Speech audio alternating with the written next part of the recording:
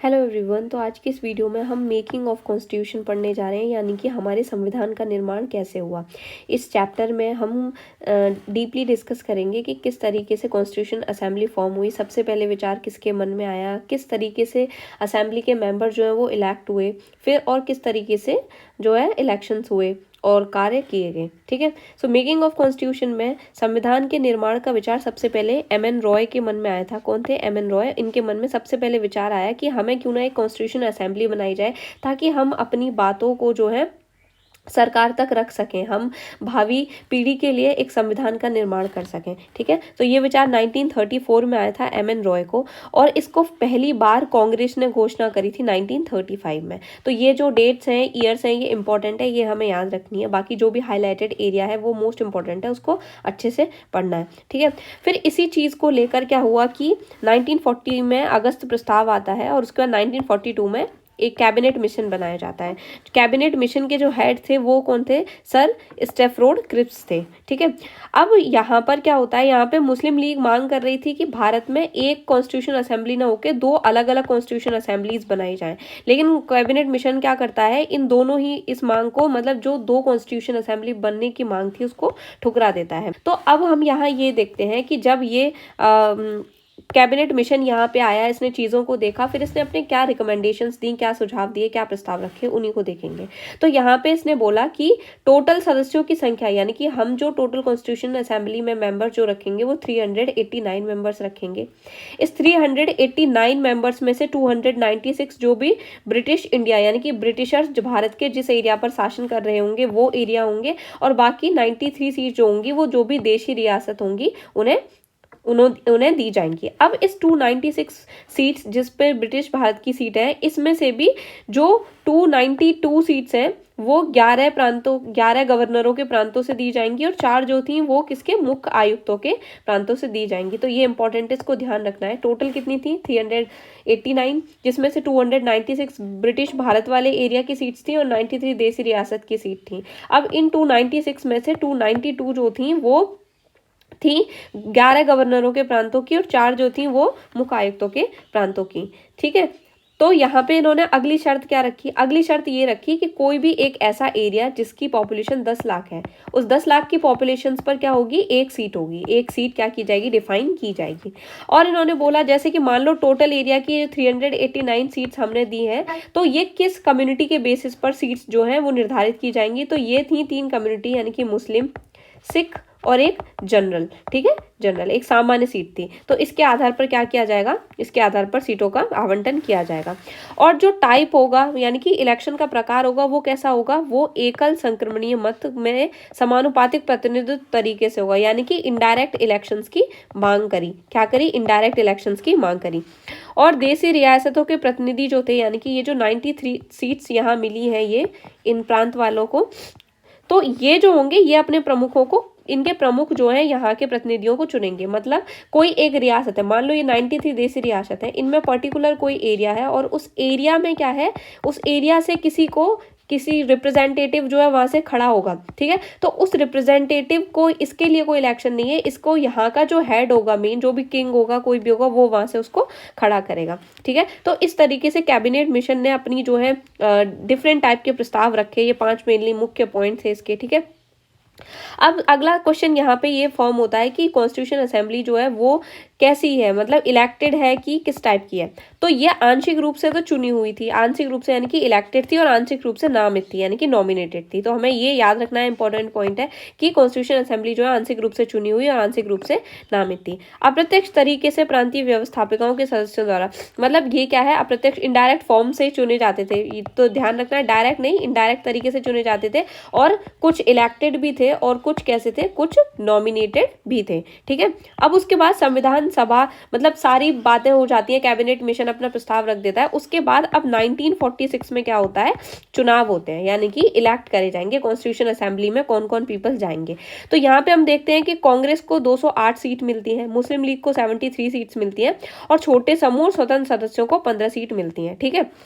तो हालांकि जो देशी रियासतों को 93 सीट्स दी थी वो भर नहीं पाई थी, क्योंकि उन्होंने क्या बोला कि हम कॉन्स्टिट्यूशन असेंबली से खुद को अलग रखेंगे, ऐसा निर्णय उन्होंने ले लिया था।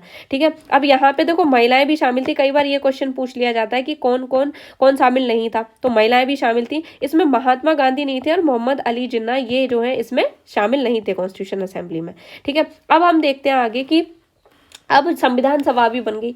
अब संविधान सभा बनने के बाद इसकी पहली बैठक 9 दिसंबर 1946 में होती है। ठीक है, याद क्या रखना है, इसके इलेक्शन कब हुए हैं? सो इलेक्शन जुलाई अगस्त 1946 में, देखो जुलाई अगस्त में इलेक्शन हो रहे हैं और दिसंबर में इसकी पहली बैठक हो रही है। ठीक है, 9 दिसंबर 1946 में इसकी पहली बैठक होती है। मुस्लिम लीग क्या कर देती है, पहली बैठक में ही बहिष्कार कर देती है कि हम तो इसमें भाग ही नहीं लेंगे। ठीक है, तो इस तरीके से टोटल 211 सदस्य हिस्से लेते हैं। अभी हम क्या देख रहे थे, 389 सीट्स थी, बट भाग कितने ले लिया, 211 सदस्यों ने यहाँ पर भाग लिया। और सबसे वरिष्ठ सदस्य थे डॉक्टर सच्चिदानंद सिन्हा, तो यहाँ पे अस्थायी अध्यक्ष बना दिया गया इन्हें। और स्थायी अध्यक्ष कौन थे, तो स्थायी अध्यक्ष थे राजेंद्र प्रसाद। ठीक है, अब यहाँ पे एक चीज और देखनी है कि देखो यहाँ पे उपाध्यक्ष भी चुने गए थे, 2 उपाध्यक्ष, याद रखना है, ये जो है इंपॉर्टेंट पॉइंट है। ठीक है, सो 2 क्या है उपाध्यक्ष चुने गए, जिनमें थे एक तो एच.सी. मुखर्जी और दूसरे थे वी.टी. कृष्णमचारी। ठीक है, कौन, एच.सी. मुखर्जी और वी.टी. कृष्णमचारी, ये दोनों कौन थे, यहाँ के उपाध्यक्ष थे। ठीक है, अब एक चीज और याद रखनी है, आगे चल के हम पढ़ेंगे कि कॉन्स्टिट्यूशन असेंबली जो है एक तो कानून बनाने का काम तो कर ही रही है कि संविधान किस तरह से डिजाइन होगा, किस तरह से फॉर्म होगा, उस पर तो चर्चा कर ही रही है। उसके साथ साथ ये एक लेजिस्लेचर की भी भूमिका निभाती है, यानी कि विधायिका का भी काम करती है। तो इसके आगे हम देखेंगे कि जब ये विधायिका के फॉर्म में काम करती है तो इसके अध्यक्ष अलग होते हैं, और जब ये कानून बनाने का काम करती है तो इसके अध्यक्ष राजेंद्र प्रसाद होते हैं। यानी कि जब ये विधायिका काम कर रही है तो जी.वी. मावलंकर जो है इसके कौन होंगे, लेजिस्लेचर के फॉर्म में काम करेगी, तो वो उसकी अध्यक्षता तब करेंगे। ठीक है, अब हम यहाँ देखते हैं उद्देश्य प्रस्ताव। तो पंडित नेहरू क्या करते हैं, उद्देश्य प्रस्ताव पेश करते हैं 13 दिसंबर 1946 को। ठीक है, उसके बाद मतलब इस उद्देश्य प्रस्ताव में क्या था, एक तरीके का एक फ्रेमवर्क तैयार किया गया था, हम किस तरीके से अपने जो है कॉन्स्टिट्यूशन को बनाना चाह रहे हैं कि हमारा स्वतंत्र संप्रभु गणराज्य घोषित हो। ठीक है, और भारत जितने भी ब्रिटिश में शामिल है या भारत में शामिल है, मतलब ये जो है इंडिया का पार्ट होंगे, स्वतंत्र संप्रभु। तो इस तरीके से मतलब हम यहाँ उद्देश्य प्रस्ताव को देखें तो एक तरीके का ब्लूप्रिंट था, ये किसको लेके, कॉन्स्टिट्यूशन को लेके एक तरीके का ब्लूप्रिंट था। ये 13 दिसंबर 1946 में, देखो यहाँ हमें क्या याद रखना है, 9 दिसंबर को पहली बैठक हो रही है 1946 में, और 13 दिसंबर 1946 में उद्देश्य प्रस्ताव का क्या है, प्रस्ताव को पेश किया जा रहा है, और 22 जनवरी 1947 में जो है सर्वसम्मति से इसको स्वीकार कर लिया जाता है। काफी हद तक प्रभावित संविधान स्वरूप को काफी हद तक प्रभावित किया इसने, इसके पर्वत रूप से ही संविधान की प्रस्तावना बनी है। यानी कि हम अब यहाँ एक अगला क्वेश्चन फ्रेम होता है कि प्रियम्बल जो है वो किससे रिलेटेड है, तो प्रियम्बल उद्देश्य प्रस्ताव का ही फॉर्मेट उसमें झलकता है। ठीक है, अब हम यहाँ पे देखते हैं भारत के बंटवारे की जब बात होती है तो 3 जून 1947 को माउंट बेटन योजना आती है, याद रखनी है इंपॉर्टेंट, 3 जून 1947 को क्या है, माउंट बेटन योजना। ठीक है, उसके बाद यहाँ आ गया है, अब हम स्वतंत्रता अधिनियम में देखें कि देखो भारतीय स्वतंत्रता अधिनियम 1947 ने सभा की स्थिति में निम्न 3 परिवर्तन किए। ये एक क्या है, एक एक्ट लाया जा रहा है, और इस एक्ट में क्या बोल रहे हैं कि जो कॉन्स्टिट्यूशन असेंबली बनेगी वो पूरी तरह से संप्रभु निकाय होगी, जो स्वेच्छा से कोई भी संविधान बना सकती है। ऐसा ना हो कि ब्रिटिश सरकार अपने अकॉर्डिंग बोले कि आपको जो है इस तरीके से कॉन्स्टिट्यूशन बनाना है, तो ऐसा कुछ नहीं होगी, वो पूरी तरह से संप्रभु होगी। ठीक है, और ब्रिटिश संसद द्वारा बनाए गए भारत के संबंध में बनाए गए किसी भी कानून को समाप्त करने या बदलने का अधिकार दे दिया गया। मतलब कि जब ये एक्ट लाया गया भारतीय स्वतंत्रता अधिनियम 1947, तो इस अधिनियम के द्वारा क्या किया गया, संसद को संप्रभु बना दिया गया, कॉन्स्टिट्यूशन असेंबली को संप्रभु बनाया गया कि ऐसा ना हो कि कॉन्स्टिट्यूशन असेंबली बनाने का राइट तो दे दिया, बट सारे राइट्स और कानून जो है वो ब्रिटिश संसद जो है तय करे, लेकिन ऐसा कुछ नहीं होगा। ये जो कॉन्स्टिट्यूशन असेंबली होगी इसको फुल अथॉरिटी होगी कि वो ब्रिटिश संसद के बनाए किसी भी कानून को समाप्त कर सकती है, बदल सकती है। ठीक है, संविधान सभा जो है एक लेजिस्लेटर के रूप में भी काम कर रही है, भी आगे बताया था हमने पीछे, जिसमें देखो स्वतंत्र भारत के लिए संविधान बनाने का काम तो कर ही रही है, इसके साथ से ये कानून बनाने का भी काम कर रही है। जब ये इसको स्वतंत्र भारत की पहली संसद भी कहते हैं, याद रखना है, इंपॉर्टेंट है। ठीक है, उसके बाद यदि हम देखें तो इसकी अध्यक्षता कौन करते हैं, तो जब ये संविधान सभा के फॉर्म में काम करती है तो इसकी अध्यक्षता राजेंद्र प्रसाद करते हैं, और विधायिका के फॉर्म में काम करती है इसकी अध्यक्षता जी.वी. मावलंकर साहब करते हैं। ठीक है, मुस्लिम लीग के सदस्य जो है वो भारतीय संविधान से अलग हो गए थे, तो कुल सीट्स 389 थी, उसकी जगह 299 तक जो है सीट्स बच गई थी। ठीक है, अब हम आगे देखते हैं कि आगे इसके साथ साथ यानी कि इसने निर्माण संविधान के निर्माण कार्य और कानून को लागू करने यानी कि कॉन्स्टिट्यूशनल असेंबली ने संविधान के निर्माण काम और आम कानूनों को लागू करने के अलावा भी डिफरेंट टाइप के काम किए। क्या किए थे? 1949 में भारत राष्ट्रमंडल ने भारत की सदस्यता का संस्थापन किया था। 22 जुलाई 1947 को राष्ट्रीय ध्वज को अपनाया था। 24 जनवरी 1950 को राष्ट्रगान को अपनाया था और 24 जनवरी 1950 को राष्ट्रगीत को अपनाया था। तो डेट जो है इंपॉर्टेंट है, याद रखना है इसको, ठीक है। अब हम देखते हैं कि और 24 जनवरी 1950 को कौन राजेंद्र प्रसाद को भारत का पहला राष्ट्रपति के रूप में चुना गया था। यदि अब हम देखें कि कॉन्स्टिट्यूशन असेंबली ने कितने टाइम में कॉन्स्टिट्यूशन को बनाया, तो 2 साल 11 माह 18 दिन का समय लगा कॉन्स्टिट्यूशन असेंबली को जो है फॉर्म करने में इसको, और कुल 11 बैठक हुई थी। इंपॉर्टेंट है, याद रखना है। टोटल कितनी बैठकें हुई थी? 11 बैठक हुई थी। लगभग 60 देशों के संविधान का अवलोकन किया गया, उसके बाद जो है प्रारूप को बनाया गया। इसके प्रारूप पर 114 दिन तक जो है विचार किया गया और इसमें कुल खर्चा 64 लाख रुपए का आया। अंतिम बैठक जो हुई थी वो 24 जनवरी 1950 को अंतिम बैठक हुई थी और 26 जनवरी 1950 को 1951 से 52 में आम चुनावों के बाद नई संसद के निर्माण तक भारत की अंतरिम संसद के रूप में काम किया। यानी कि जब तक 26 जनवरी 1950 से जब तक इलेक्शन नहीं हो गए थे, ठीक है, आम चुनाव नहीं हो गए थे, तब तक ये कॉन्स्टिट्यूशन असेंबली ही संसद के फॉर्म में काम कर रही थी। अब हम देखते हैं कि हमने यहाँ पर अभी तक देखा कि कॉन्स्टिट्यूशन असेंबली का विचार किस तरीके से सबसे पहले किसको आया, घोषणा कब करी, फिर क्या क्या फॉर्मेट्स हुए, उद्देश्य प्रस्ताव आया, कैबिनेट मिशन आया जिसने सुझाव दिए, और हमने देखा कि आखिरकार कॉन्स्टिट्यूशन असेंबली बन गई और जो है संविधान फॉर्म हुआ। अब हम देखते हैं इसके अलावा बहुत सारी भी छोटी छोटी कमिटीज थी, जो कमिटीज क्या करती थी, जो कमिटीज इन्हीं कॉन्स्टिट्यूशन के अदर वर्क्स को करने का काम करती थी। तो उसमें देखेंगे तो सबसे पहले इसमें 8 बड़ी समितियां थी और कुछ छोटी समितियां थी, जिसमें से बड़ी समितियों को हम पहले देखते हैं कौन कौन सी कमिटी। संघ शक्ति कमेटी, जिसके कौन थे? जवाहरलाल नेहरू थे प्रमुख। संघीय संविधान समिति जवाहरलाल नेहरू। प्रांतीय संविधान समिति सरदार पटेल। प्रारूप समिति डॉक्टर भीमराव अंबेडकर। इंपॉर्टेंट है ये ड्राफ्टिंग कमेटी, ठीक है। फिर है मौलिक अधिकारों, अल्पसंख्यकों एवं जनजातियों तथा बहिष्कृत क्षेत्रों के लिए सलाहकार कमेटी। इसके कौन थे? सरदार पटेल थे। अब ये जो मौलिक अधिकार ये कमेटी है, इसमें अलग अलग कमेटीज है, जिसमें मौलिक अधिकार उप समिति है जिसके हैं जेवी कृपलानी जो है इसके अध्यक्ष थे। उसके बाद है अल्पसंख्यक उप समिति जिसमें एच.सी. मुखर्जी थे। उत्तर पूर्व सीमांत जनजाति क्षेत्र, यानी कि इसमें असम को छोड़कर आंशिक रूप से छोड़े गए क्षेत्रों के लिए गोपीनाथ बरदोई, और ये जो आंशिक रूप से छोड़े गए क्षेत्र हैं असम के सिंगची क्षेत्र के अलावा उसके थे A.V.. Thakkar. North west frontier जनजाति क्षेत्र की उप समिति, ठीक है, इसमें प्रक्रिया नियम समिति के हैं डॉक्टर राजेंद्र प्रसाद। राज्यों के लिए समिति में जवाहरलाल नेहरू और संचालन समिति के हैं डॉक्टर राजेंद्र प्रसाद। इसके अलावा कुछ छोटी समिति है जिसमें देखो ये क्या देखें तो सर्वोच्च न्यायालय के लिए तदर्थ समिति जिसके हैं एच वरदाचारी, जो कि सभा के सदस्य नहीं थे, याद रखना इंपॉर्टेंट है। दूसरा हम देखते हैं संघीय संविधान के वित्तीय प्रावधानों से संबंधित समिति, जिसकी अध्यक्ष थी नलिनी रंजन सरकार, जो कि संविधान के सदस्य नहीं थे, ठीक है, याद रखना कौन है? नलिनी रंजन सरकार, ठीक है। भाषाई प्रांत के आयोग के थे AS के डार, जो कि संसद के सदस्य नहीं थे, ठीक है। प्रारूप संविधान की जांच के लिए विशेष समिति जवाहरलाल नेहरू, प्रेस दीर्घा समिति उषानाथ सेन और नागरिकता तदर्थ समिति एस वरदाचारी। इस तरीके से यहाँ दे रखे हैं सदन समिति वी पट्टा सीताभिरमैया, कार्य संचालन समिति के मुंशी, राष्ट्रध्वज संबंधी राजेंद्र प्रसाद है और वित्त कर्मचारी स्टाफ समिति भी है, क्रेडेंशियल समिति अल्लादी कृष्ण स्वामी अय्यर। तो इस तरीके से कुछ छोटी छोटी कमिटीज भी थी। अब यहाँ पे हम most important committee drafting committee के बारे में पढ़ने जा रहे हैं। सबसे ज्यादा महत्वपूर्ण कमेटी थी, इसकी कब हुई थी इसकी स्थापना? तो 29 अगस्त, इसका गठन कब हुआ था? 1947, याद रखना है 29 अगस्त 1947 में इसका गठन हुआ है। यह नए संविधान का प्रारूप तैयार करने की इसको जिम्मेदारी क्या की गई? सौंपी गई। 29 अगस्त 1947 को इसको नए संविधान के प्रारूप करने की सौंपी गई और इसमें जो है 7 सदस्य थे। कौन थे? डॉक्टर भीमराव अम्बेडकर, एन गोपाल स्वामी आयंकर, अल्लादी कृष्ण स्वामी अय्यर, के.एम. मुंशी, सैयद मोहम्मद सातुल्ला, एन माधव राव, जो कि BL मित्र की जगह आए थे, जिनके कुछ हेल्थ इश्यूज की वजह से उन्होंने त्यागपत्र दे दिया था। तो BL मित्र की जगह कौन आए थे? एन माधव राव, ठीक है। टी कृष्णमचारी 1948 में DP खेतान की मृत्यु के बाद ये जो है यहाँ पे आए थे। तो प्रारूप समिति में इस तरीके से 7 सदस्य थे, याद रखना है। और इसका गठन कब हुआ था? 29 अगस्त 1947 को, ठीक है। संविधान का पहला प्रारूप इसने फरवरी 1948 में किया और 8 माह का समय दिया चर्चा और संशोधन का प्रस्ताव के लिए। दूसरा जो है 1948 अक्टूबर में प्रकाशित हुआ और प्रारूप समिति ने 6 माह से भी कम समय लिया अपना प्रारूप तैयार करने में। कुल इसकी 141 बैठकें हुई थी, ठीक है, याद रखना है।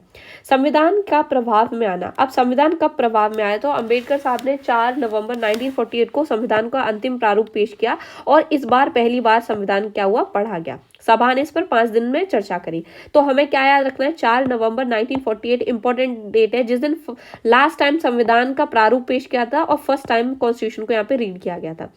दूसरी बार विचार के लिए 15 नवंबर 1948 को रखा गया था, तीसरी बार 14 नवंबर 1949 को। भीमराव अंबेडकर ने the constitutional as selected by the assembly be passed प्रस्ताव पेश किया था, ठीक है। 26 नवंबर 1949 को पारित घोषित कर दिया और हस्ताक्षर किए। केवल 284 सदस्य उपस्थित थे, इंपॉर्टेंट याद रखना है, और जिन्होंने संविधान पर हस्ताक्षर किए थे, ठीक है।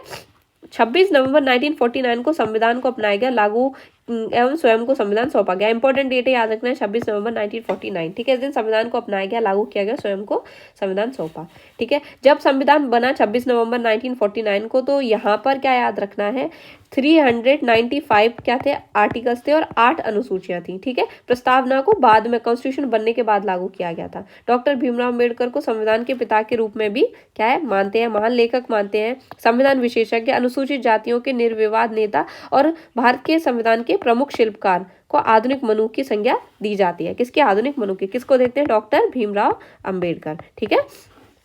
आगे हम देखते हैं संविधान के शेष प्रावधान 26 जनवरी 1950 को लागू हुए। इस दिन को संविधान की शुरुआत के रूप में देखा जाता है, इसे गणतंत्र दिवस के रूप में मनाया जाता है। अच्छा, अब ये देखना है कि 26 जनवरी को ही क्यों चुना गया था। इसका अपना एक हिस्टोरिकल इंपॉर्टेंस है। 1930 में जब इंडियन नेशनल कांग्रेस का लाहौर सेशन चल रहा था 1929 में, उस समय पारित किया गया था, पूर्ण स्वराज दिवस के रूप में इन्होंने क्या किया, मनाया गया था। इसीलिए इन्होंने जो है 26 जनवरी को चुना है एज अ गणतंत्र दिवस। संविधान की शुरुआत के साथ ही भारतीय स्वतंत्रता अधिनियम 1945, भारत शासन अधिनियम 1935, याद रखना है 47 और 1935 के एक्ट समाप्त हो गए थे, लेकिन abolition of privy council jurisdiction act 1949 लागू रहा था। इंपॉर्टेंट है, याद रखना है, ये एक्ट लागू रहा था, ठीक है।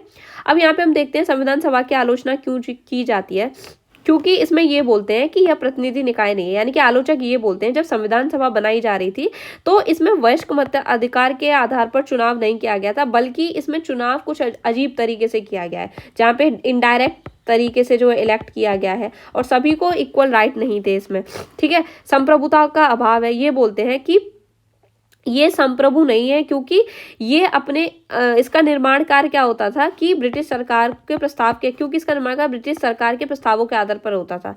संविधान अपनी बैठक से पहले ब्रिटिश सरकार से इजाजत लेती थी, तो ये ऐसा बोलते हैं, इसलिए बोलते हैं संप्रभुता का अभाव है। समय की बर्बादी बताते हैं, क्योंकि निर्माण में जरूरत से कहीं ज्यादा समय ले लिया था बनाने में। अमेरिका में एग्जाम्पल देते हैं क्रिटिक, जो इस आलोचक है वो बोलते हैं कि अमेरिका में मात्र 4 महीने में अपना काम पूरा कर लिया था, ठीक है। इसलिए निराजुद्दीन अहमद और ये लोग क्या बोलते हैं, अवन समिति भी कहा है, कांग्रेस का प्रभुत्व ज्यादा है, वकीलों विशेषज्ञों का प्रभुत्व ज्यादा था, हिंदुओं का प्रभुत्व ज्यादा था, तो इस तरीके से इस पर इसकी आलोचना की जाती है। अब हमें यहाँ एक चीज याद रखनी है कि कॉन्स्टिट्यूशन असेंबली में सबसे ज्यादा जो सदस्यों की संख्या थी वो कहाँ से थी, संयुक्त प्रांत यानी कि यूपी से थी। रिप्रेजेंटेशन सबसे ज्यादा 55 लोग थे। उसके बाद बिहार से याद रखनी है, तो बिहार से उसके बाद मद्रास से है, तो मद्रास से 49 सीट्स, बिहार से 36 सीट्स, ठीक है। तो इस तरीके से इसकी सीट्स थी। अब हम यहाँ पर कुछ इंपॉर्टेंट फैक्ट्स दिए हैं जो देख लेते हैं। संविधान सभा द्वारा हाथी को प्रतीक मोर के रूप में अपनाया गया था, ठीक है। तो याद रखना है किसका प्रतीक था, हाथी के रूप में। फिर उसके बाद है सर BN राव को, सर BN राव जो थे संविधान सभा में एक कानूनी सलाहकार थे। HBR आयंकर जो थे सचिव के रूप में नियुक्त किए गए थे। LN मुखर्जी को चीफ ड्राफ्टमैन के रूप में नियुक्त किया गया था। प्रेम बिहारी नारायण रायजादा को कैलीग्राफर के रूप में थे, ठीक है। उसके बाद है इसके सौंदर्यीकरण, यानी कि जो मूल संस्करण था कॉन्स्टिट्यूशन का, उसके सौंदर्यीकरण सजावट को किसने किया था, शांति निकेतन के कलाकार थे मदन लाल बोस और बिहुअर राम मनोहर सिन्हा, ठीक है, ये थे।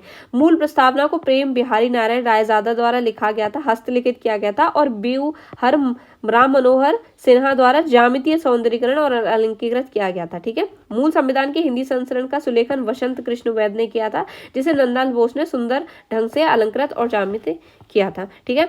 सो इस तरीके से हमने मेकिंग ऑफ कॉन्स्टिट्यूशन चैप्टर को कंप्लीट किया। If you find this video useful then please like, comment, share and subscribe our channel and thank you for watching.